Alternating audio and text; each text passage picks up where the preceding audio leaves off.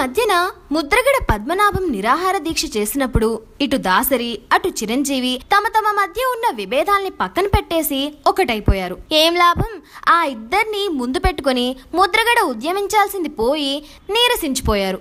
దాంతో దాసరి చిరు కాపు ఉద్యమంలో దారుణంగా దెబ్బతినేశారు. ఇక తాజాగా చిరంజీవితో పాటు దాసరి నారాయణరావుతోనూ సమావేశమైన ముద్రగడ పద్మనాభం వాళ్ళిద్దరిని కూడా సరిగ్గా కన్విన్స్ చేయలేకపోయారట. పవన్ కళ్యాణ్ అంత పెద్దోండి కాదు అనడం ద్వారా తన చిన్నతనాన్ని తానే ప్రపంచానికి చాటేసుకున్నారు ముద్రగడ. గతంలో మంత్రిగా పనిచేసి సుదీర్ఘ రాజకీయ అనుభవం సంపాదించిన ముద్రగడ తనను తాను ఇలా తక్కువ అంచనా వేయడం, కాపు నేతల్ని సరిగ్గా వాడుకోలేకపోవడం ఇవన్నీ కాపు ఉద్యమాన్ని నీరుగార్చేస్తున్నాయి. మొన్నటిదాకా ముద్రగడ విషయంలో కాస్త హడావుడి చేసిన దాసరి చిరంజీవి ఈసారి పూర్తిగా సైడేసేయాలనే ఆలోచనతో ఉన్నారట. వచ్చారు, కలిశారు కాబట్టి మొహమాటంగా నవ్వులు చిందించిన ముద్రగడ చేతకానితనంపై ఇటు దాసరి అటు చిరంజీవి గట్టిగానే పెదవి విరుచుకున్నట్టు తెలుస్తుంది.